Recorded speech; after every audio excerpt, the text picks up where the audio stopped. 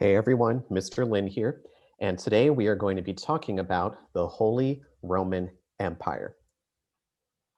So first, a couple of key terms to know. The Holy Roman Empire was a state that existed in Central Europe from around 800 AD until 1806. Habsburgs, they were a dynasty that ruled over Austria and eventually occupied the position of Holy Roman Emperor for generations. Now, I want you to think about the World Cup. If you don't follow soccer, that's okay. But if you do, this should hopefully perk your interest. If you know your World Cup history, think about the teams who made it to the final matches in both the 2010 and 2014 tournaments. In 2010, Spain won against the Netherlands, and in 2014, Germany won against Argentina. Now imagine that these two World Cups were held back in 1550. Of course, there was no World Cup in 1550, and soccer, at least in the form we know it as today, hadn't even been invented. But just for the fun of it, imagine if the 2010 and 2014 World Cups took place in 1550. Each of these four teams who made it to the final matches of both those World Cups would have all been ruled over by the same person. This is a man best known to history as Charles V. Charles V was the closest Europe ever got to a super monarch. Among the ridiculous list of titles he held, he was the Holy Roman Emperor, King of Germany, Archduke of Austria, King of Italy, Duke of Burgundy. Oh, and under the name Carlos I, he has also been widely regarded by historians as the first king of a unified Spain. And this also made him ruler of Spain's colonial empire, which included most of Central and South America. The enormous empire that Charles/Carlos ruled over was nicknamed the Empire on which the sun never sets, because literally, if the sun was setting in one part of his empire, it was already rising in another part of it because of how far across the world his dominion stretched. The empire that Charles V, Holy Roman Emperor, ruled in both Europe and the Americas set the stage for many events that we will cover later on in world history. And another important feature of his reign was an intensifying of the Protestant Reformation in Central Europe that would trigger bloody conflicts between Catholics and Protestants all across the continent. For now, though, let's take a look at exactly what in the heck was the Holy Roman Empire, and how in the heck did this guy Charles come to be the ruler of just about every country in Europe and also ruler of huge parts of the Americas. So first, what was the Holy Roman Empire? So the Holy Roman Empire covered most of what is nowadays Germany, Austria, and parts of Italy. And the history of the Holy Roman Empire can be traced back to a guy called Charlemagne. You might have heard of him. Charlemagne was a German warlord who ruled as king of the Franks, a group of tribal German peoples who took advantage of the collapsing Roman Empire to secure themselves territory. Now, Charlemagne established a reputation across Europe for his skill on the battlefield. In the year 799, the Pope in Rome was attacked and barely escaped being taken prisoner, and also barely escaped having his eyes and his tongue cut out. Aware of Charlemagne's position as a powerful warrior, the Pope contacted him and asked for protection. Charlemagne and his army marched to Rome to offer their services to the Pope, and the two men struck a deal. In exchange for serving as a protector of not only the Pope, but the entire Roman Catholic Church, Charlemagne would be given the title Holy Roman Emperor and would be crowned with the blessing of the Pope. So on December 25th of the year 800, Christmas Day, Charlemagne is crowned Holy Roman Emperor by the Pope.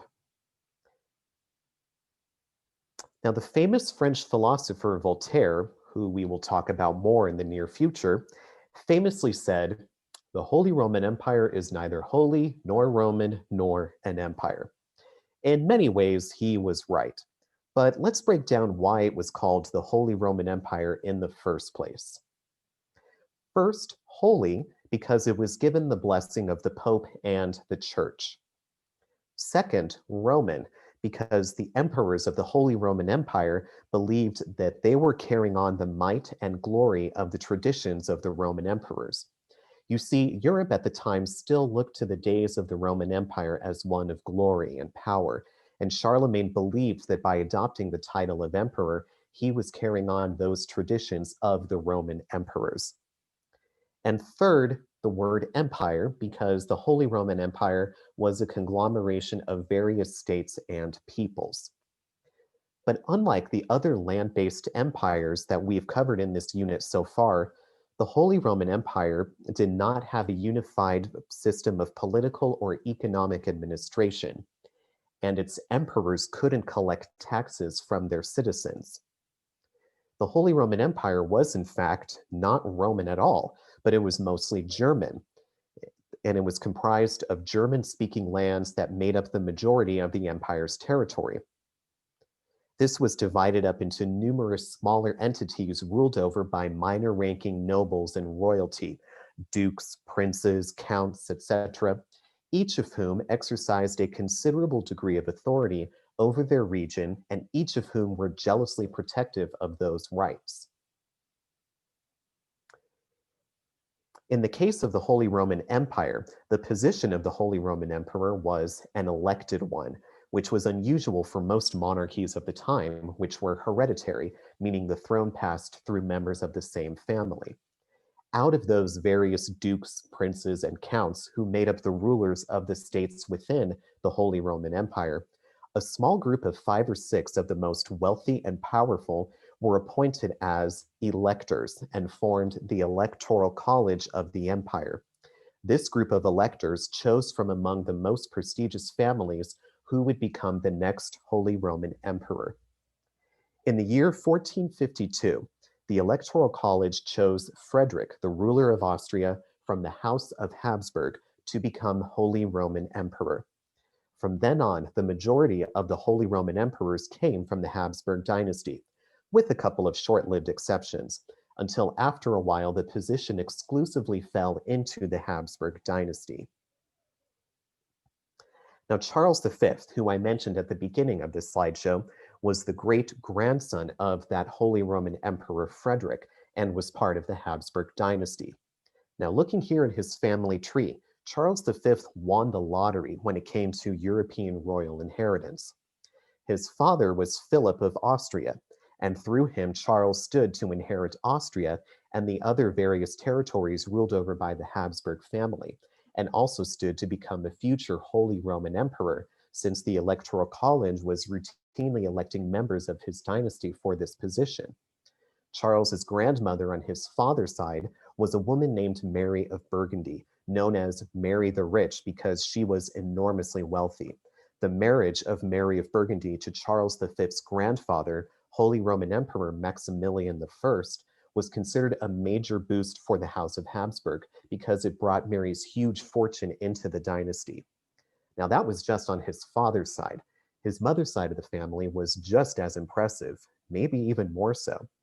Charles's mother was Juana, who was the daughter of the Spanish rulers King Ferdinand and Queen Isabella. Juana was also known as Juana la Loca, or Juana the Mad, as she was accused of being mentally unstable. Most historians agree this was exaggerated to make Juana seem unfit to rule, and so that power would rest in the hands of her husband, Philip. When Juana died, and her father, King Ferdinand, eventually died, the thrones of the 2 Spanish kingdoms of Castile and Aragon went directly to Charles, who was regarded as the first king of Spain under the name Carlos I. In addition to becoming King of Spain, Charles did indeed become the Holy Roman Emperor through his father's inheritance, and in the Holy Roman Empire, he was known as Charles V. So some important features of Charles's reign. Charles struggled to keep his huge European and American empire together, which was just as difficult as it sounds. It was under his rule that Hernán Cortés went to Mexico and violently overthrew the Aztec Empire, with disastrous results for the native people living there. Charles issued a number of decrees to his colonial rulers in the Americas, ordering them to release indigenous people from slavery, an order which was not widely followed. Then in Europe, Charles had to face off repeated attacks from the French, led by his arch nemesis, King Francis I of France. Yes, that was his actual name, Francis I of France. One of the most turbulent aspects of Charles's rule was the heightening of the growing tension between one of the most turbulent aspects of Charles's rule was the heightening of the growing tension between Protestants and Catholics, and we'll cover more of that in the next presentation. Charles was ultimately worn out by governing his huge empire and chose to abdicate or step down from his various thrones between 1555 and 1556. Rather than pass all of his European and American territories to one person and give them the same burden he had faced, he chose to split them up. To his eldest son and heir to the throne, who was named Philip, he passed on the crown of Spain and its enormous colonial empire in the Americas, and he became King Philip II of Spain. To his younger brother, Ferdinand, Charles gave control of Austria and also passed on to him the elected position of Holy Roman Emperor.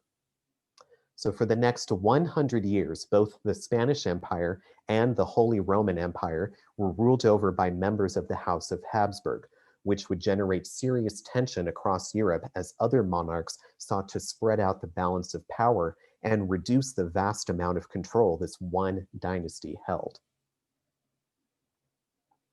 So why does the Holy Roman Empire matter? Unlike the other land-based empires we've covered so far, this one does not follow many of the same patterns. It was created through a combination of political and religious necessity, an agreement between the Pope and the Holy Roman Emperors.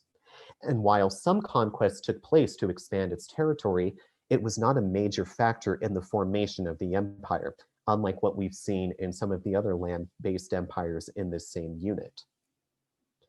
Now, because it was a union of many smaller entities that each had their own rulers and with some degree of independence, the emperor couldn't establish a widespread system of administration and taxation, unlike the other land-based empires we covered in this unit.